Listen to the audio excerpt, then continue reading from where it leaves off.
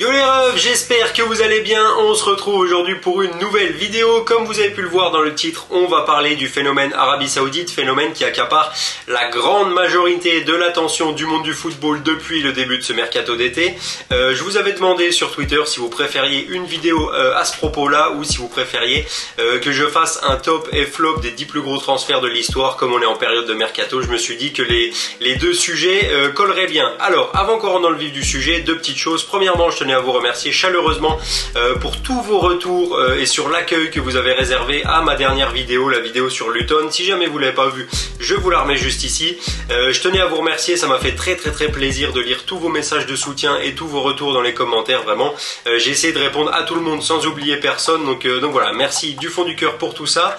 Et deuxième petite chose, comme d'habitude, si jamais vous appréciez les vidéos, n'hésitez pas à mettre un petit pouce bleu et surtout à vous abonner à la chaîne si c'est pas déjà fait. Objectif arrivé aux 300 abonnés avant le début de cette nouvelle saison, donc je compte sur vous. Maintenant que je vous ai dit tout ça, on va pouvoir rentrer dans le vif du sujet. Alors, j'ai décidé de faire une vidéo pour parler un peu de l'Arabie Saoudite. Je vais vous donner un petit peu de contexte et vous dire dans quel sens j'aimerais tourner cette vidéo.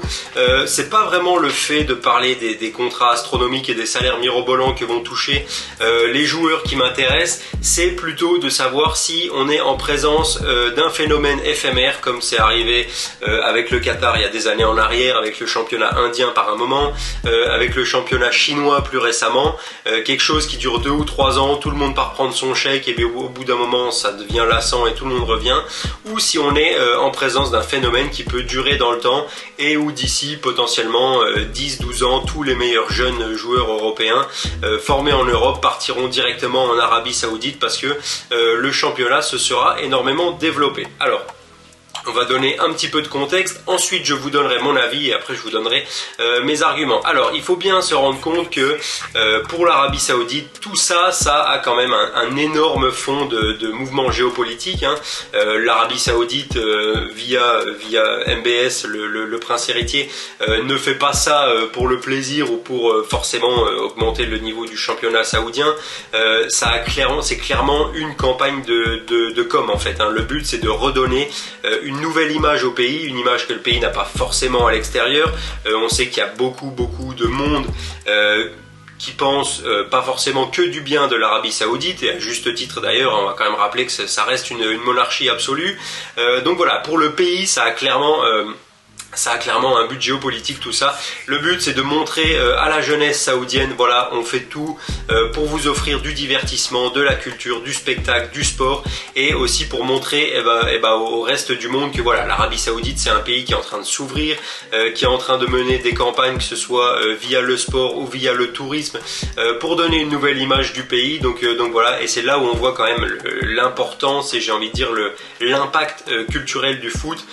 C'est clairement le seul sport au monde qui permet de faire des choses comme ça. Pour vous donner une comparaison, la NBA qui est un produit de plus en plus consommé partout dans le monde, je pense que si à l'heure actuelle on prend LeBron James, Kevin Durant et Stephen Curry et qu'on les met tous les trois du jour au lendemain dans la ligue de basket saoudienne, ça aura pas le même impact. Là vraiment le fait qu'on ait pas toutes, mais qu'on ait de grandes stars du foot qui quittent l'Europe pour aller jouer en Arabie Saoudite, c'est clairement quelque chose d'assez énorme. Alors, quand même, je tiens quand même à rappeler que l'Arabie Saoudite, c'est un pays qui respire le foot. Hein. On l'a vu lors de la dernière Coupe du Monde. Il y a énormément de passion pour ce sport là-bas. Donc voilà, ça va profiter à tout le monde. Mais je trouvais que c'était quand même important de rappeler que pour l'État, c'était avant tout une campagne de com pour servir à des fins géopolitiques. Maintenant que je vous ai dit tout ça, on va rentrer un peu plus dans le vif du sujet. Je vais vous donner mon avis maintenant. Pour moi, c'est un phénomène éphémère. On est à nouveau en présence d'une Super League chinoise bis plus puissante quand même, il faut bien le préciser, parce que les moyens financiers sont quand même bien plus colossaux que ce que la Chine avait à l'époque. Mais voilà, je pense pas que ça soit quelque chose qui puisse durer dans le temps. Le premier argument qui me fait dire ça, c'est déjà le fait que la motivation première derrière cette quantité d'argent dépensé par l'État saoudien, ce soit la géopolitique et non pas vraiment l'envie de faire grandir le sport. pour moi, ça me fait dire que c'est quelque chose qui ne pourra pas durer. Il faut aussi rappeler que l'État est propriétaire de la plupart des clubs du championnat saoudien, si je ne dis pas de bêtises, notamment les 4 plus gros. Donc les joueurs qui signent là-bas deviennent par conséquent des fonctionnaires, des salariés de l'État. C'est aussi ce qui a fait gronder pas mal de monde quand on a appris la signature de Karim Benzema dans le club de Jeddah, je crois que c'est Al Ittihad, j'ai pas envie de dire de bêtises, mais voilà, c'est aussi ce qui a fait gronder pas mal de monde. Pourquoi, deuxième argument, pourquoi je pense que c'est quelque chose d'éphémère et pas quelque chose qui peut durer dans le temps. Le niveau de football global, même si il risque légèrement d'augmenter, il va pas pouvoir venir concurrencer le niveau du football européen du jour au lendemain. La crème du football européen, ça reste en Europe, les 5 meilleurs championnats sont en Europe, tous les meilleurs joueurs dans leur prime sont en Europe. C'est pas parce qu'on a un exode massif d'un coup de bons joueurs, parce qu'on va faire un petit peu la liste après, il y a quand même des bons joueurs qui partent, c'est pas parce qu'on a un exode massif un été que directement le championnat saoudien va arriver au niveau des grands championnats européens. Donc c'est la deuxième raison qui me fait dire que c'est un mouvement éphémère. Maintenant, au moment où je tourne cette vidéo, on est le 21 juin, il y a quand même pas mal de points dont il faut parler. Il y a encore 15 jours, 3 semaines, je dirais, au moment où Karim Benzema a annoncé sa signature en Arabie Saoudite, tout le monde voyait le championnat saoudien comme un championnat où les mecs qui avaient tout gagné partaient en pré-retraite. Ronaldo est parti il y a 6 mois maintenant, un peu plus, je crois que c'était juste après la Coupe du Monde. Benzema, voilà, c'est des mecs qui ont tout gagné, qui ont tout gagné en équipe, individuellement. Donc tout le monde se disait, voilà, le mec il a tout gagné, il a envie d'aller prendre son chèque, s'il est en fin de carrière, surtout Karim Benzema il sortait d'une saison un peu plus compliquée après sa saison monstrueuse où il a gagné le Ballon d'Or, donc c'était plus ou moins compréhensible.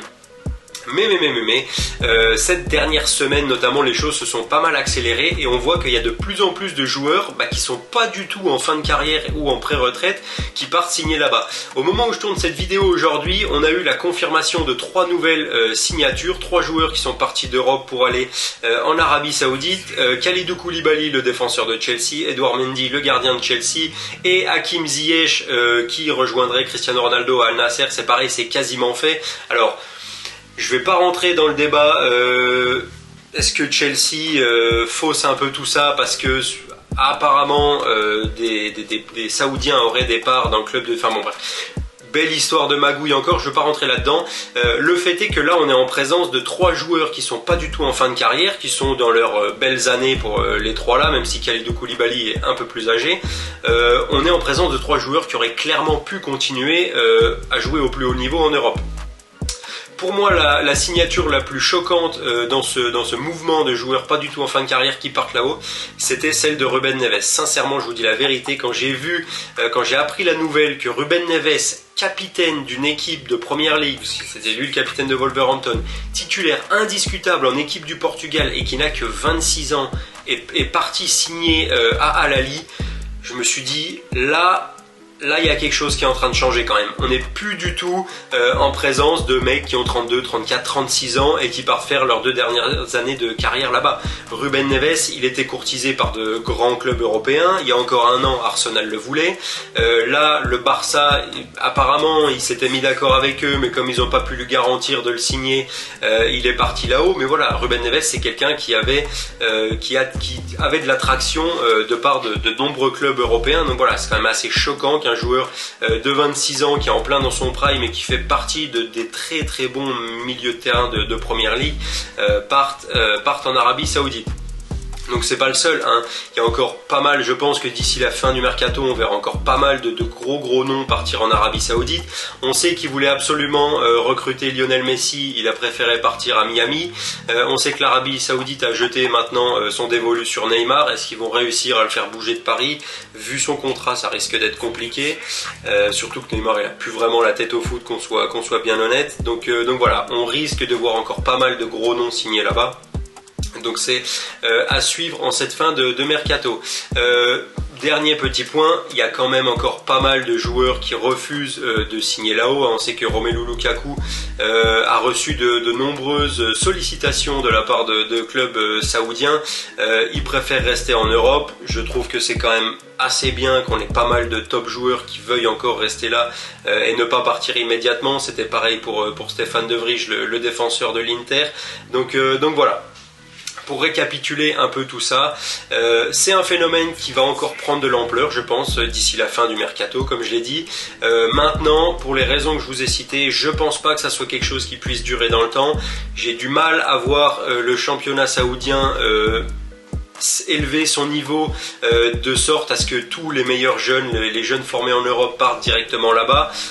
Est-ce que l'Arabie Saoudite va vouloir splash 1 milliard en un été et puis derrière il n'y a plus rien et ça suit pas au niveau des infrastructures, etc. Parce qu'il faut aussi dire que si derrière il n'y a pas un investissement au niveau de la formation et des infrastructures, recruter quelques bons joueurs en fin de carrière et d'autres pas en fin de carrière, ça va pas suffire à faire perdurer ce projet dans le temps. Donc voilà, on a encore des doutes là-dessus. C'est pour ça que moi je pense que ça restera un phénomène éphémère qui pourra potentiellement durer plus longtemps que ce qui s'est passé avec la Chine. La Chine, tout le monde était parti 2 ou 3 ans. On se rappelle même des mecs dans leur prime, Witsel, Carrasco, Hulk. Bon, Lavezzi était plus en fin de carrière lui, mais voilà, c'était des mecs qui avaient encore des belles années. Ils sont partis là-bas. Ils ont vu que financièrement, c'était pas forcément tout beau tout rose, et que sportivement, le niveau il était à des années-lumière de ce qui se faisait en Europe, et ils sont très vite revenus. Donc voilà, je pense qu'on est quand même en présence d'un phénomène qui pourra durer un peu plus longtemps que ça, de par le capital massif investi par l'Arabie Saoudite. Il y a eu des reports qui disaient qu'ils avaient une enveloppe d'1 milliard pour recruter cet été, tout club compris. Et évidemment, comme c'est l'État qui est propriétaire dans la plupart des clubs, c'est l'État qui achète les joueurs et qui après les dispatche dans les différents clubs. Le but, c'est pas d'avoir tout le monde dans le même club. C'est pour ça qu'on a Karim Benzema et N'Golo Kanté qui vont jouer ensemble, Kalidou Koulibaly et Ruben Neves qui vont se retrouver dans le même club, Ziyech qui va aller jouer avec Ronaldo à Al Nasser. Donc voilà. Le fait est que pour moi ça reste un phénomène qui, je pense, sera éphémère. Et honnêtement, j'espère avoir raison, parce que je trouve que ça serait quand même triste que d'ici 10 ou 15 ans, tous les meilleurs jeunes et les meilleurs joueurs partent directement jouer en Arabie Saoudite et pas en Europe. Mais avec la façon dont le foot évolue, on est sûr de rien. Donc voilà, surtout n'hésitez pas à me donner vos avis en commentaire, ça m'intéresse vraiment de voir ce que vous pensez sur le sujet. Dites-moi ce que vous en pensez. Donc voilà. Laissez un commentaire, laissez un petit pouce bleu si la vidéo vous a plu. N'hésitez pas surtout à vous abonner à la chaîne, pensez à le faire si jamais c'est pas déjà fait. Et en attendant qu'on se retrouve pour une prochaine vidéo, je vous dis prenez soin de vous, à la prochaine.